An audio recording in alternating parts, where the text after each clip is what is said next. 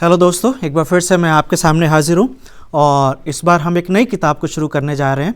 और मुझे पूरा यकीन है कि पिछली बार जब हमने मरकुस की किताब करी थी तो मरकुस की किताब से एक अच्छा अनुभव रहा था, काफ़ी कुछ सीखने को मिला था।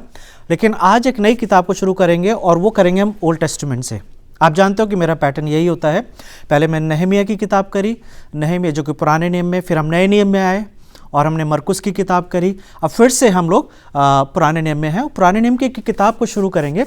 और किताब को शुरू करने से पहले थोड़ा सा बैकग्राउंड बताता हूँ कि मेरा यही इच्छा रहती है कि हम परमेश्वर के वचन को पूरी तरीके से देख सके, यानी कि पुराने नियम से भी देख सके, नए नियम से भी देख सके, और गॉस्पल को खास तौर से सुसमाचार को पुराने नियम में भी देख सके और नए नियम में भी देख सके।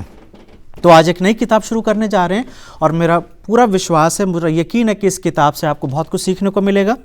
ये किताब थोड़ी सी चलेगी, लंबी चलेगी, और हालांकि सिर्फ ये 4 चैप्टर्स की किताब है पुराने नियम में, लेकिन इसके अंदर बहुत कुछ है जो आपको और मुझे सीखने की ज़रूरत है। तो आइए दुआ करें और दुआ के साथ इस किताब को शुरू करें। प्यारे प्रभु जी, मैं आपका धन्यवाद देता हूँ एक बार फिर से कि आपने एक लंबे समय के बाद ये मौका हमें दिया प्रभु कि फिर से हम इन सर्मन्स को रिकॉर्ड कर सकें, आपके लोगों के लिए प्रभु जी अपलोड किया जा सके यूट्यूब के ऊपर, फेसबुक के ऊपर। यही दुआ करते हैं प्रभु कि जितने लोग इस वचन को सुनते हैं और समझते हैं और सीखते हैं प्रभु, उनके जीवन में आत्मिक उन्नति हो सके, उनके जीवन में आपके प्रेम की, आपके विश्वास की और आपके डर की उन्नति हो सके, ताकि प्रभु कलीसिया मजबूत हो सके और बाइबल स्टडी के माध्यम से और प्रचार करने के माध्यम से प्रभु कलीसिया मजबूत होती चली जाए। यीशु मसीह के नाम से इस दुआ को मांगते हैं, आमीन। एक स्त्री थी, एक पति और पत्नी थे, उनके 19 बच्चे थे। और जब 19 बच्चे थे तो आप समझ सकते हैं किसी घर में अगर 19 बच्चे हैं, माता पिता हैं, तो घर कैसा लगता होगा। मुझे लगता है कि कुछ बच्चे तो हमेशा ही रोते रहते होंगे, कुछ बच्चे सोते होंगे, कुछ बच्चों को खिला दिया जाता होगा, लेकिन जब तक सबको खिलाने पिलाने का नंबर आ रहा है तो जिसको सबसे पहले खिलाया हो सकता है शायद वो फिर से भूखा हो जाता होगा। तो ऐसा अक्सर होता है जबकि एक बड़ा परिवार होता है। और इस 19 बच्चों में से कम 7 या 8 बच्चे तो जो थे वो बचपन में ही मर गए, तो 8 और 9 बच्चे जो थे वो पले। लेकिन इनकी माँ जो थी वो हमेशा ये इच्छा करती थी कि किसी तरीके से खुदा के साथ टाइम स्पेंड कर सके। हालांकि जिन घरों में 2 बच्चे होते हैं या 3 बच्चे होते हैं, माएँ कितना बिजी होती हैं। तो कल्पना कीजिए कि अगर किसी घर में 19 बच्चे हैं तो ऐसे में माँ कितनी बिजी रहती होगी। ये माँ जो थी हमेशा दिन का एक ऐसा टाइम निर्धारित करती थी जहाँ पे वो परमेश्वर के साथ टाइम स्पेंड कर सके, परमेश्वर के साथ बातचीत कर सके। और जब ऐसा होता था वो अपने सर पे चादर डाल के बैठ जाती थी और वो दुआ करती थी। वो फिर इस बात की चिंता नहीं करती थी कि बच्चे क्या कर रहे हैं और कौन रो रहा है, कौन हंस रहा है, कौन लड़ रहा है आपस में, कौन सो गया है, कौन जाग गया है। लेकिन वो टाइम जो होता था उसके समय का, वो परमेश्वर का और उसका टाइम होता था। अगर मैं आपको एक कहानी सुना रहा हूं तो आप सोच रहे होगे कि कहानी हम क्यों सुन रहे हैं, हमें बाइबल की शिक्षा लेनी है, लेकिन इस कहानी से हमारा क्या लेना देना है।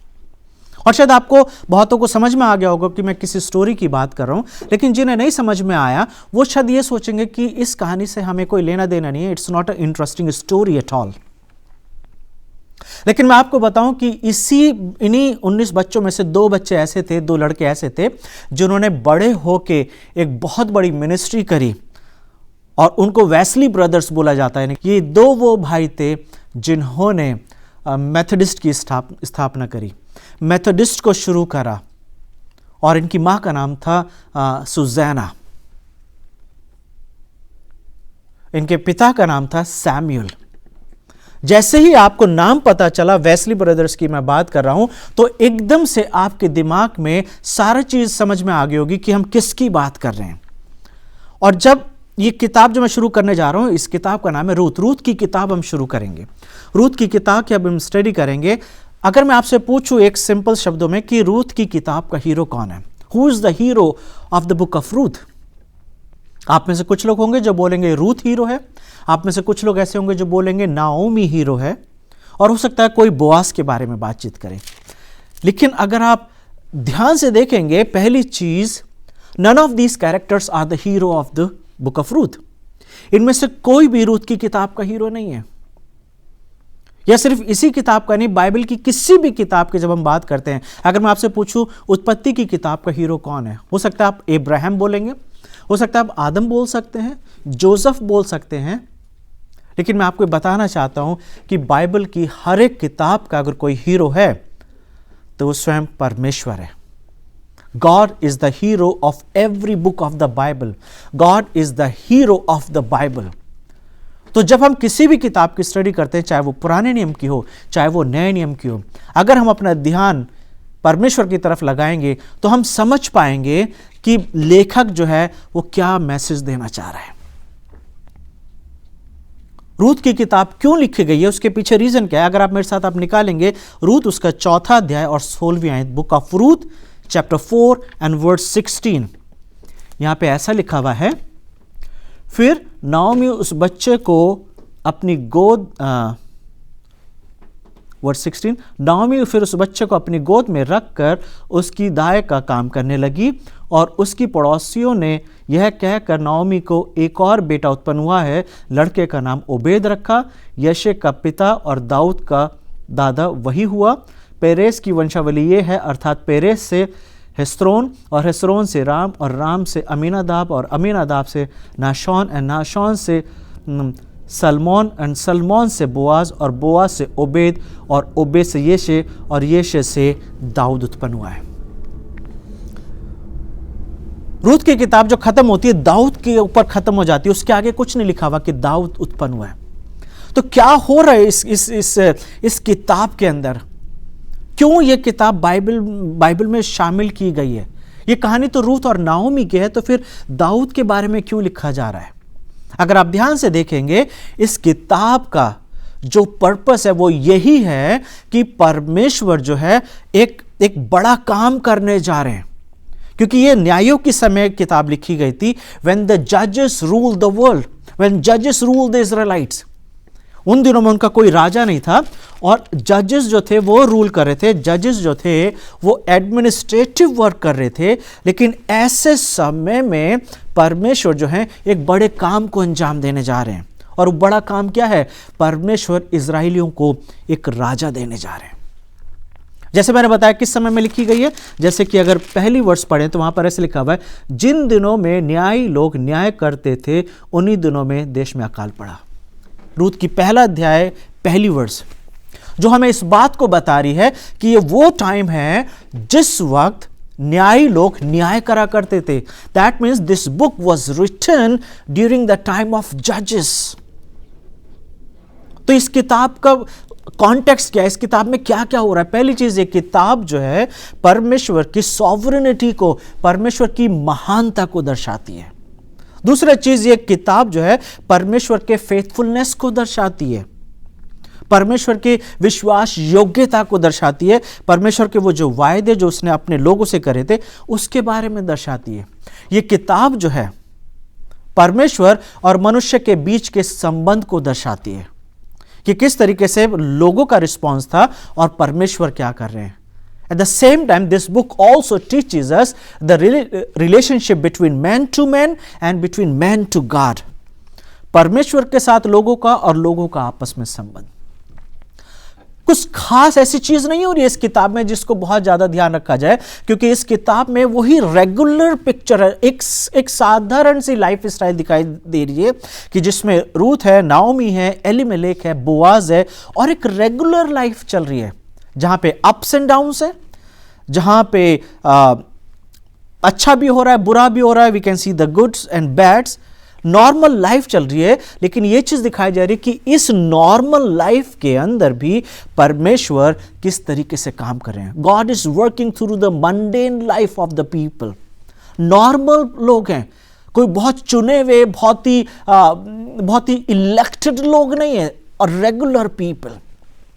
यह किताब हमें यह भी सिखाती है कि किस तरीके से परमेश्वर के जो बड़ी योजना होती है, परमेश्वर का बड़ा काम होता है, वो कैसे परमेश्वर अपने हमारे रोजमर्रा के जीवन से परमेश्वर अपने पर्पस को पूरा करते हैं। कई बार हमें पता भी नहीं होता कि आपके मेरे जीवन में परमेश्वर काम कर रहे हैं, लेकिन रूत की किताब हमें इस बात को दर्शाती है। न्यायों की किताब की आखिरी वर्ष जो है, वर्ष 25, 21 का 25 वहां पे ऐसा लिखा हुआ है, उन दिनों में इजराइलियों का कोई राजा ना था और जिसको जो ठीक जान पड़ता था वही करता था। So this was the mindset of the people. They have no king and everybody were doing which seems right in their own eyes. उनका कोई राजा नहीं था और जिसको जो ठीक लगता था वो वही करता था। तो क्या ठीक लगता होगा? अगर किसी को लगता है कि किसी अपने पड़ोसी से लड़ना है, मारना पीटना है और उसका सामान चुराना है क्योंकि उसे ठीक लगता है, तो वो उसके लिए ठीक है, क्योंकि राजा नहीं है। किसी को लगता है किसी का जानवर चुरा लेना है, किसी को मार देना है, किसी का सामान ले लेना है, तो वही ठीक था। फुल ऑफ इनजस्टिस, हर जगह पे दिक्कत परेशानियां हो रही हैं, जिसको जो ठीक लग रहा है। यानी कि यह बताया जा रहा है न्यायों की किताब में कि लोग जो हैं परमेश्वर के प्रति वफादार नहीं है। People were not faithful to God any more, they were not paying attention to God, लेकिन वो कर रहे हैं जो उन्हें ठीक लगता है। और रूत 1 की किताब भी इसी चीज को बोलती है। आपको ये चीज समझने की जरूरत है कि न्यायों का समय जो था वो तब शुरू हुआ जब यहोशू मर गया। यहोशू मरने के बाद शाऊल राजा के आने तक का जो समय काल है, अब आप समझ सकते हैं यहोशू कब मरा था। यहोशू मूसा के बाद यहोशू को जिम्मेदारी दी गई कि इजराइलियों को वाचा के देश में लेके जाए, प्रॉमिस लैंड में लेके जाए। यहोशू के मरने के बाद और राजा शाऊल के आने तक का जो समय काल है उसको न्यायों का समय बोला जाता है, जिसका टाइम पीरियड जो है वो लगभग 350 साल का है। इस 350 साल में न्यायी लोग आते रहे हैं और वो परमेश्वर के द्वारा काम करते रहे। न्यायियों का ये वो समय था जहां पे परमेश्वर न्यायियों को चुना करते थे। न्यायियों की किताब में बहुत सारी घटनाएं हैं जो एक साथ घट रही हैं। जब रूत की किताब भी लिखी जा रही है तो एक तरीके की घटना है जो 12 बार घटी है। इजरायली लोग पाप करते थे, जब पाप करते थे तो गुलामी में जाते थे, जब गुलामी में जाते थे तो परमेश्वर की दुहाई देते थे, तब उन्हें परमेश्वर की याद आती थी। जब परमेश्वर की याद होती थी तो परमेश्वर उनको एक न्याय दे देते थे, और जब वो न्याय आता था तो वो इजरायली लोगों को उनके दुश्मनों से उन्हें छुड़ाता था, आज़ाद कराता था, और फिर साइलेंट पीरियड हो जाता था। तो न्यायों का जो समय काल है, अगर इसे आप याद करना चाहते हैं, याद रखना चाहते हैं, तो 5S, ये आप अपनी स्क्रीन पे भी देख सकते हैं। 5S को अगर आप याद रखेंगे तो आप न्यायों की किताब को याद रख सकते हैं। पहला है सिन, दूसरा है स्लेवरी, तीसरा है सर्विट्यूड, चौथा है सेवियर, और 5वां है साइलेंट पीरियड। जब वो न्याय छुड़ा देता था तो बिल्कुल साइलेंट पीरियड हो जाता था न्यायों की किताब, प्रॉमिस लैंड में। ना तो वो दूसरे देवी देवताओं के पीछे जा रहे हैं, ना यहोवा परमेश्वर की आराधना करें, बिल्कुल कुछ समय तक शांत रहते थे, और फिर से वो बाल देवता की, अशेरा की और दूसरे देवी देवताओं की पूजा करने लगते थे। 12 बार क्यों यह घटना घटी है? क्योंकि न्यायों के समय में 12 न्याय आए हैं, और जो 13वां न्याय था वो था सैमुअल। 13वां न्याय जो है, तो टोटल 13 न्याय जो हैं वो न्यायों के समय काल में आए हैं। रूत की किताब जो है उसका लेखक जो है वो सैमुअल है। सैमुअल ने किताब लिखी है, और जब सैमुअल किताब लिख रहा है तो वो परमेश्वर के कवनेंट फेथफुलनेस को दर्शा रहा है। यानी कि परमेश्वर जो है वाचावद्ध है, वो जो वाचा रखने वाला ईमानदार वफादार परमेश्वर है, उसके बारे में लिख रहा है। एक तरफ इजराइली हैं जो वो करते हैं जो उनको ठीक लगता है, और दूसरी तरफ रूत है जो परमेश्वर के लोगों की नहीं है, जो इजराइली नहीं है, आउटसाइडर है, मोआब की रहने वाली है, लेकिन वो करती है जो उसको ठीक लगता है। परमेश्वर ने व्यवस्था विवरण 7:9 में पहले ही बता दिया था, no therefore that the lord your god and keep his covenants to 1000 generations. परमेश्वर मूसा के द्वारा व्यवस्था विवरण 7:9 में बताते हैं कि अगर तुम मेरे साथ ईमानदार रहोगे तो मैं 10 पीढ़ियों तक तुम्हारे बच्चों को ब्लेस करूंगा, लेकिन अगर तुम मुझे छोड़ दोगे, पराये देवताओं के पीछे जाओगे, देन तुम्हें जो है परेशानी उठानी पड़ेगी, तुम्हारे सामने चैलेंजेस आएंगे। यहोशू भी मरने से पहले इस बात को बोलता है। यहोशू अपने उसकी 24वीं वर्ष में जो लास्ट चैप्टर है उसमें बोल रहा है कि तुम देख लो कि तुम्हें क्या चाहिए, ब्लेसिंग्स चाहिए कि कर्स चाहिए, आशीर्वाद चाहिए परमेश्वर के या तुम्हें श्राप चाहिए, जीवन चाहिए कि मृत्यु चाहिए। जो भी चीज तुम चुनोगे उसके हिसाब से तुम ब्लेस किए जाओगे।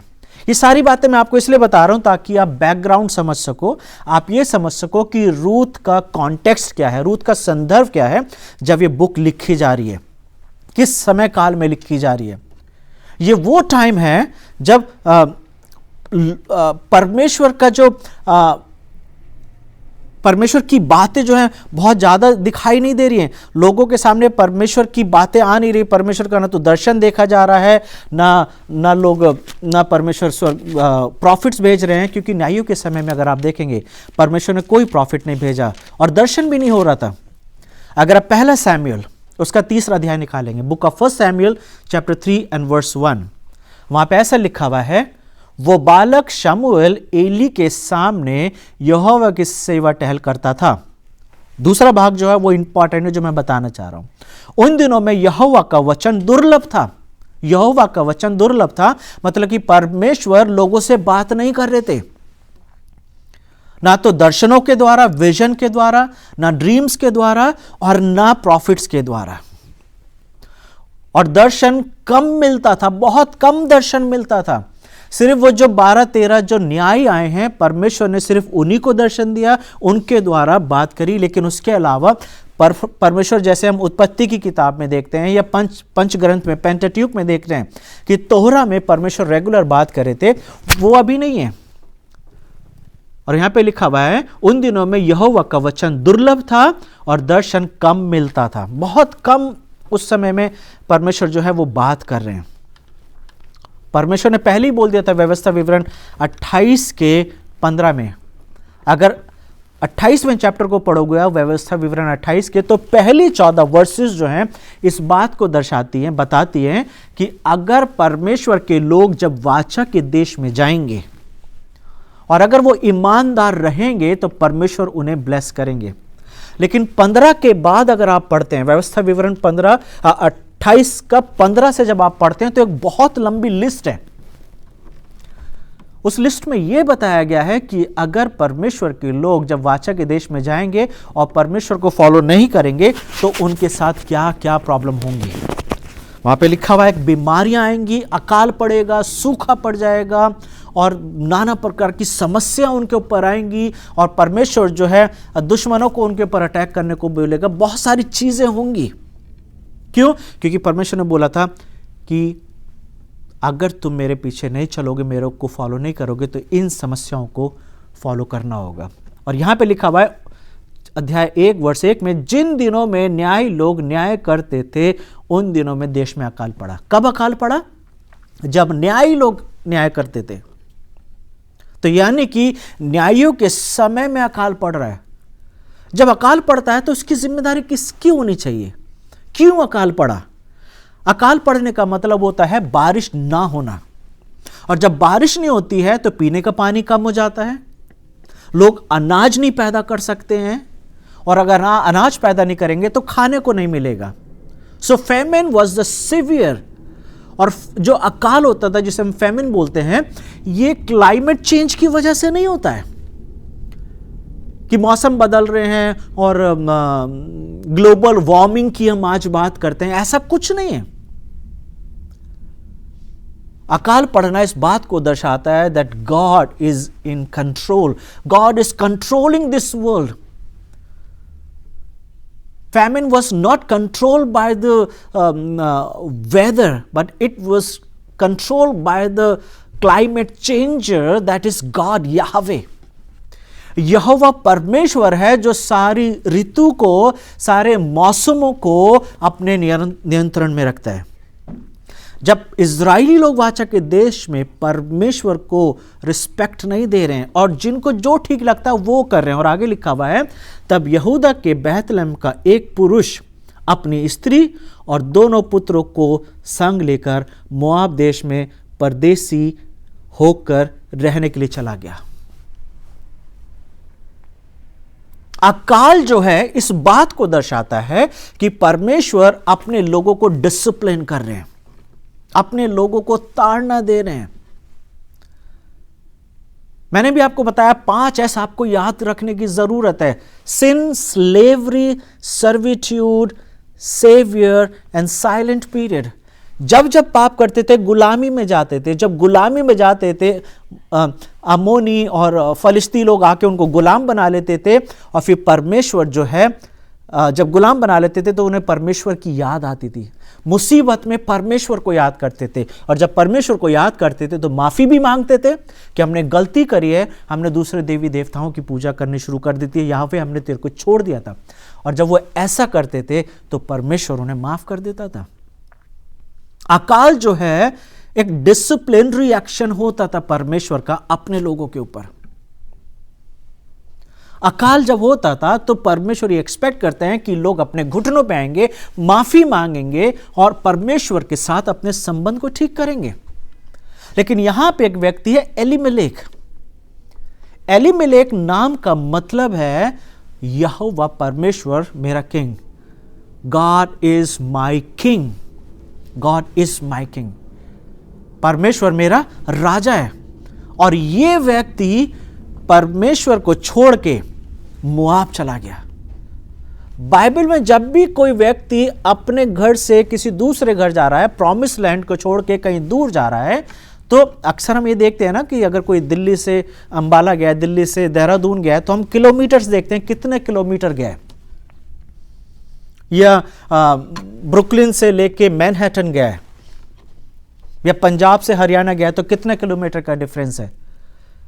लेकिन बाइबल में जब कोई इंसान वाचक के देश से दूसरे देश में जाता था तो उसका मतलब यह है, वो डिस्टेंस तो है, वो दूर तो जा रहा है, हो सकता है 25 किलोमीटर या 30 किलोमीटर या 80 किलोमीटर दूर गए, लेकिन वो 80 किलोमीटर अपने घर से ही सिर्फ दूर नहीं जा रहा है, वो 80 किलोमीटर परमेश्वर से दूर जा रहा है।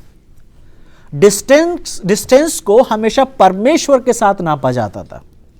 एलीमेलेक अपने परिवार को लेके परमेश्वर से दूर चला गया है, अपने लोगों से तो दूर हुआ है, वाचक के देश से तो दूर हुआ है, लेकिन साथ ही साथ परमेश्वर से दूर हो गया। क्यों? क्योंकि उसको यही ठीक लगा, उसको यही ठीक लगा कि उसे वाचक के देश में जाने की जरूरत, वाचक के देश को छोड़ने की जरूरत है। क्यों ये किताब लिखी जा रही है? क्योंकि परमेश्वर ये देख रहे हैं कि जब लोग अपनी मनमानी कर रहे हैं, जिसको जो ठीक लगता है वो कर रहे हैं। लेकिन अगर आप उत्पत्ति की किताब निकालेंगे और उसका 17वां अध्याय, book of genesis, and if you read chapter 17, genesis chapter 17, अगर मैं उसको 1 से लेके 8 तक आपके सामने पढ़ूं तो वहां पे बहुत सारी ऐसी बातें लिखी हुई हैं जो परमेश्वर रूत की किताब में पूरा करने जा रहे हैं। यहां पे क्या लिखा हुआ है? तब अब्रम 99 वर्ष का हो गया, तब यहोवा ने उसको दर्शन देकर कहा, मैं सर्वशक्तिमान ईश्वर हूं, मेरी उपस्थिति में चल और सिद्ध होता जा, मैं तेरे साथ वाचा बांधूंगा और तेरे वंश को अत्यंत ही बढ़ाऊंगा। तब अब्राम मुंह के बल गिर गया और परमेश्वर उससे यूं बातें करता गया, देख मेरी वाचा तेरे साथ बंधी रहेगी, इसलिए तू जातियों के समूह का मूल पिता हो जाएगा। इसलिए अब तेरा नाम अब्राम ना होगा, परंतु तेरा नाम अब्राहम होगा, क्योंकि मैंने तुझे जातियों के समूह का मूल पिता ठहरा दिया है। मैं तुझे अत्यंत फलवंत करूंगा और तुझको जाति जाति का मूल बना दूंगा, और तेरे वंश में राजा उत्पन्न होंगे। पहली चीज, तेरे वंश में राजा उत्पन्न होंगे।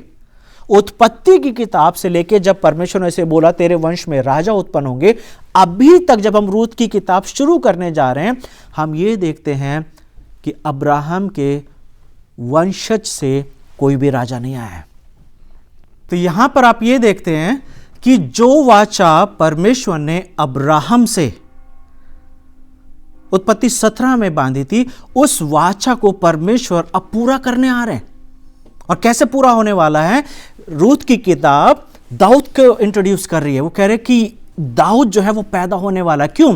क्योंकि दाऊद का पैदा होना जरूरी है। दाऊद की वंशावली में से प्रभु यीशु मसीह आएंगे। So god is on the mission. परमेश्वर एक व्यवस्था को, एक काम को अंजाम दे रहे हैं, It is not only the story of book Naomi and Ruth and Boaz, but it's a story of God. ये परमेश्वर शब्द यहाँ पे बार बार रिपीट नहीं हुआ इस किताब में। अगर आप देखेंगे लेखक के द्वारा परमेश्वर शब्द बहुत कम इस्तेमाल किया गया है। जब सैमुएल इस किताब को लिख रहा है, he is not using the word God again and again. जैसे एस्तर की किताब में परमेश्वर शब्द नहीं आया है, उसी तरीके से रूथ की किताब में परमेश्वर शब्द जो है लेखक के द्वारा इस्तेमाल नहीं किया जा रहा है ज्यादा। रूथ बोल रही है परमेश्वर के वर्ड को और नाओमी बोल रही है परमेश्वर के वर्ड को, लेकिन दोनों की अंडरस्टैंडिंग बिल्कुल फर्क है। लेकिन रूथ की किताब और एस्तर की किताब, ये दोनों किताबें एक ऐसी हैं जिसके अंदर हम परमेश्वर के काम को होता हुआ देख सकते हैं। In every words God is behind the scene, God is working through these regular people. और जिस तरीके से 17वें अध्याय में उत्पत्ति के परमेश्वर ने राजा की बात करी थी, now he is talking about the king David. लेकिन किस समय में घटना घट रही है? उस समय में घटना घट रही है जिन दिनों में राजा नहीं था कोई भी इजराइलियों का। तो जब राजा नहीं था तो सब अपनी मनमानी कर रहे थे। और ये वही बात होगी जब क्लास में टीचर नहीं होता है तो इस क्लास का क्या माहौल होता है। आपको पता होगा जब आप स्कूल जाते हैं और क्लास में टीचर चले गए, टीचर नहीं आए 10 मिनट तक, तो बच्चे बेंच पे बैठे होते हैं, खड़े होते हैं, खेल रहे होते हैं, लड़ रहे होते हैं, गाने गा रहे होते हैं और जहाज बना के उड़ा रहे होते हैं, एक दूसरे को शोर मचाते हैं। क्यों? क्योंकि टीचर नहीं है क्लास में, तो जिसको जो ठीक लगता है वो करता है। उसी तरीके से इजराइलियों का कोई राजा नहीं है। और यहां पे ऐसे लिखा हुआ कि एक व्यक्ति था जिसका नाम था एलीमेलेक। यहां पे लिखा हुआ है कि वो अपने, एक व्यक्ति है बैतलहम का रहने वाला, वो अपनी स्त्री और दोनों बेटों को संग लेकर परदेश होकर चला गया। और दूसरी वर्ष में उसका इंट्रोडक्शन दिया गया है। उस पुरुष का नाम एलीमेलेक और उसकी पत्नी का नाम नाओमी और उसके दोनों बच्चों का नाम महलोन और किलियोन था। और ये एप्राती थे, अर्थात यहूदा के बैतलहम के रहने वाले थे। वे मोआब के देश में आकर रहने लगे। पहली 3 वर्सेस को हम देख रहे हैं। एलीमेलेक था। एलीमेलेक नाम का मतलब है परमेश्वर मेरा राजा, god is my king. Bible में जब भी कोई व्यक्ति वाचक के देश से दूर जाता था, इजराइल से दूर जाता था, तो उसका मतलब यह है कि वो परमेश्वर से दूर जा रहा है। He is not merely going from promised land or leaving his land to another country, but it was considered that he was going away, he was going far from God. और एलीमेलेक जो है वो यहोवा परमेश्वर को छोड़ के दूर चला गया। कहां चला गया? मोआब चला गया, क्योंकि उसे यही ठीक लगा कि उसे मोआब चले जाना चाहिए। God is my king. मैं इस बात को रिजेक्ट कर रहा हूं कि यहोवा मेरा परमेश्वर है, लेकिन मैं एक ऐसे देश में जाऊंगा जहां यहोवा परमेश्वर की आराधना नहीं होती है। वहां पे आराधना होती है तो कीमोश एक गॉड है, उसकी आराधना होती है, और मोलोक एक गॉड है, उसकी आराधना होती है। मोआब वो देश है जिसको परमेश्वर ने मना करा था कि वहां पे किसी भी तरीके से संबंध नहीं रखना है। व्यवस्था विवरण की किताब आप पढ़ेंगे तो वहां पर आप देखेंगे, जब इजरायली लोग 40 साल जंगल में भटक रहे थे और जब वो एक नगर से एक शहर से दूसरे शहर को क्रॉस करना होता था, तो जब वो मोआब पहुंचे तो बालाक वहां का राजा था और उसने बालाम को बुलाया।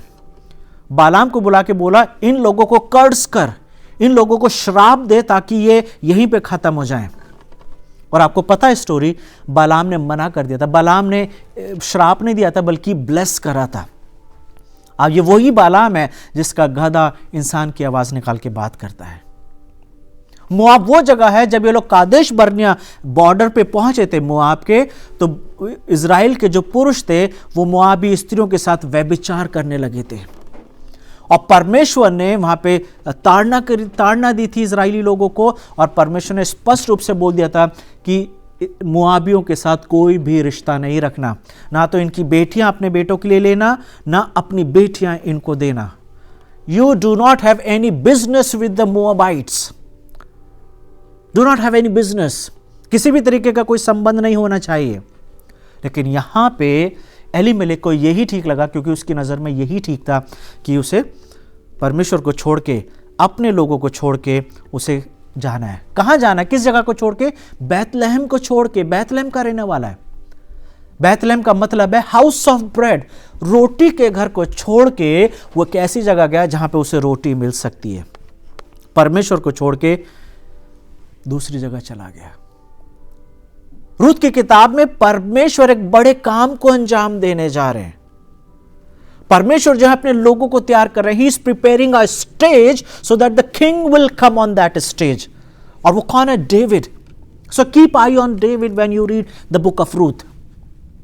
अगर आप रूथ की किताब पढ़ रहे हैं तो आपको ध्यान रखना है, लास्ट पार्ट जो है रूथ का वो दाऊद की बात कर रहा है, तो आपको निगाह दाऊद पे रखनी है। तब आपको समझ में आएगा कि रूथ की किताब जो है हमें एक ब्रिज की तरह काम कर रही है, जो हमें न्यायों की किताब से, न्यायों के समय काल से लेके राजा दाऊद के समय काल में लेके जा रही है।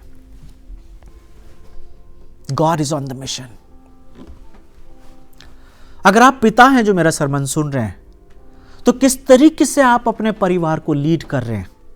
एलीमेलेक को यह ठीक लगा कि बजाय इसके कि परमेश्वर के पास रुक के बजाय इसके कि परमेश्वर से माफी मांगते, बजाय इसके कि अपने बच्चों के साथ, अपनी पत्नी के साथ मैं माफी मांगू कि मैंने पाप करा है, हम सब ने पाप करा है, परमेश्वर हमें क्षमा कर दे, उसे ये ठीक लगा कि मैं अपने बच्चों को और अपने परिवार को लेकर एक ऐसी जगह चला जाऊं जहां पे उनकी लाइफ बेटर हो जाए। किसको छोड़ के जा रहा था? परमेश्वर को छोड़ के जा रहा था। क्या आप ऐसे पिता हैं जो अपने बच्चों को सही डायरेक्शन में लीड कर रहे हैं? क्या आप अपने बच्चों को परमेश्वर के पास लेकर आ रहे हैं, या आप अपने बच्चों को मोआब लेकर जा रहे हैं? आज वास्तविकता में आप मोआब लेके नहीं जाते, मोआब नहीं जा रहे हैं वास्तविकता में, लेकिन हो सकता है आप उन्हें संसार के ईश्वरों से उनको मिला रहे हो। संसार के ईश्वर कौन है? संसार के भगवान, संसार के खुदा कौन है आज? पैसा, टेक्नोलॉजी। उनको संसार की उन बातों में उलझा के रखना है जहां पे वो यहोवा परमेश्वर को छोड़ दें, जहां पे वो यीशु मसीह को छोड़ दें। So what kind of a father you are? Can you say that I am leading my family into God's वे?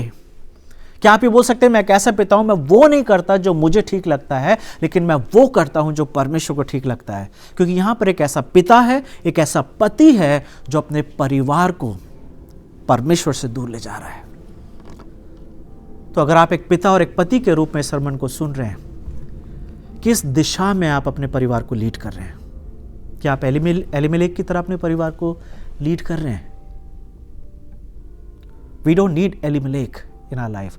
हमें एलीमेलेक से ये सीखने की जरूरत है कि हमें उसकी तरह अपने परिवार को लीड नहीं करना है, लेकिन हमें उस तरीके से अपने परिवार को लीड करना है जो हमें परमेश्वर में बनाए रखता है, जो हमें परमेश्वर के पास लेके चलता है।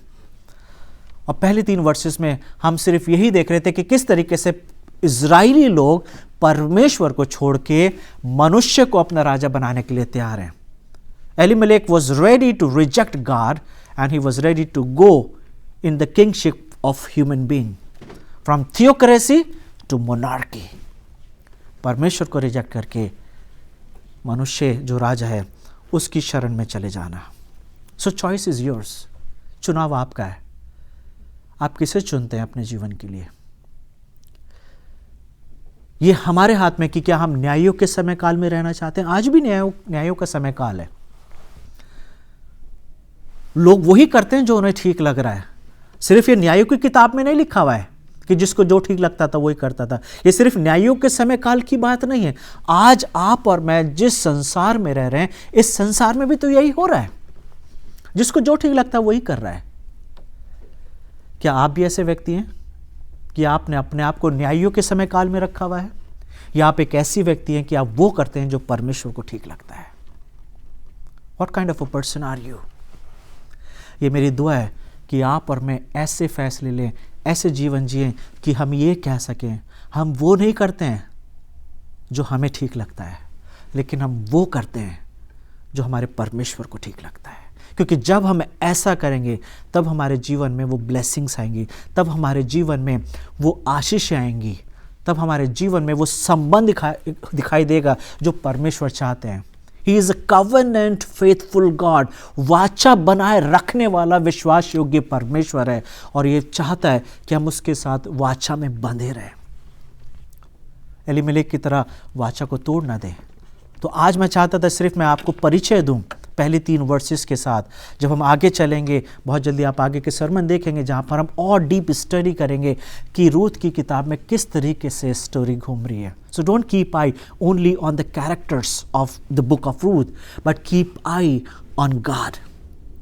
परमेश्वर के ऊपर निगाह रखें ताकि आप ये देख सकें कि परमेश्वर किस तरीके से इस किताब के अंदर एक स्टोरी लिख रहे हैं, एक मिशन पर हैं जहां पर वो लोगों को ब्लेस करने जा रहे हैं। आइए दुआ करें। प्यारे प्रभु जी, मैं आपका धन्यवाद देता हूं कि आज के वचन के द्वारा आपने हमसे बातचीत करी। प्रभु है सुनने वाले को ब्लेस करें और मदद करें ताकि हर एक जन प्रभु इस किताब को अच्छे से सीख सके, समझ सके प्रभु, ताकि हर एक जन प्रभु आपके विश्वास में, आपके भय में बढ़ता चला जाए। मदद करें प्रभु ताकि हम अपने जीवन में ऐसे फैसले लें जो फैसले हमें आप में बनाए रखते हैं। वो फैसले ना लें जो हमारी नज़र में ठीक हैं, लेकिन हम ये कह सकें not my will but yours be done. जैसे यीशु मसीह ने बोला कि हे पिता, मेरी नहीं लेकिन आपकी इच्छा पूरी हो सके। प्रभु हम यीशु मसीह की तरह बनना चाहते हैं। यीशु मसीह हमारे बेस्ट एग्जाम्पल हैं, एलिमेलेक हमारा बेस्ट एग्जाम्पल नहीं है। मदद करें प्रभु कि हम यीशु मसीह को अपने जीवन में पूरी तरीके से अनुसरण कर सकें। यीशु मसीह के नाम से इस दुआ को मांगते हैं, आमीन। Thank you very much. अगर आपको कोई भी क्वेश्चन है जो आप इस किताब से संबंधित पूछना चाहते हैं, आप कमेंट्स में छोड़ सकते हैं। God bless you.